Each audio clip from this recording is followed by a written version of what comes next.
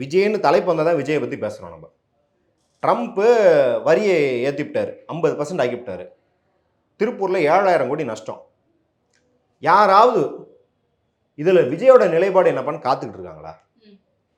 கம்யூனிஸ்டுங்க என்ன சொல்கிறாங்க, விசிகா என்ன சொல்லுது, திமுக என்ன சொல்லுது, காங்கிரஸ் என்ன சொல்லுது, பாஜக எப்படி சப்பா கட்டுது, இப்படி தான் இந்த கட்சிகளுக்குள்ள தான் சண்டை நடந்துகிட்டு இருக்கு. அதை பற்றி, திருப்பூரை பற்றி நீங்கள் ஜிஎஸ்டி போட்ட காலத்துலேருந்தே திருப்பூர் நொடிஞ்சு போச்சு அப்படின்னு அவங்க சொல்கிறதும், நாங்கள் எங்கள் யூனியன்லாம் வச்சுருக்குறோம், அதனால் தொழிலாளர்களை நீங்கள் நினச்சபடிலாம் தூக்க முடியாதுன்னு கம்யூனிஸ்ட் கட்சிகளும், திமுக இப்போ நாங்கள் எதாவது ரிலீஃப் கொடுக்கணும் அப்படிங்கிற மாதிரி பாஜக இருக்குன்னு இப்படி தான் போயிட்டு இருக்கோம் இல்லையா.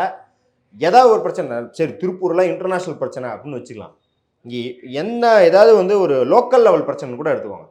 இதில் யாராச்சும் ஒரு பிரச்சனைன்னு வரும்போது, ஐயோ இதில் தாவேக்கா என்ன செய்ய போகுதுன்னு தெரியலையப்பா அப்படின்னு யாராவது யோசிக்கிறாங்களா? ஏன்னா தாவேக்கா அப்படின்னா அவர் எங்கள் வேன் மேலே ஏறி பேப்பரை பார்த்து அதை ஒரு வரியில் படித்து தான் போகிற வழியா, அதற்காக தாவேக்கா தொண்டர்கள் போய் போராடுவாங்கன்னு யாராவது பயப்படுறாங்களா?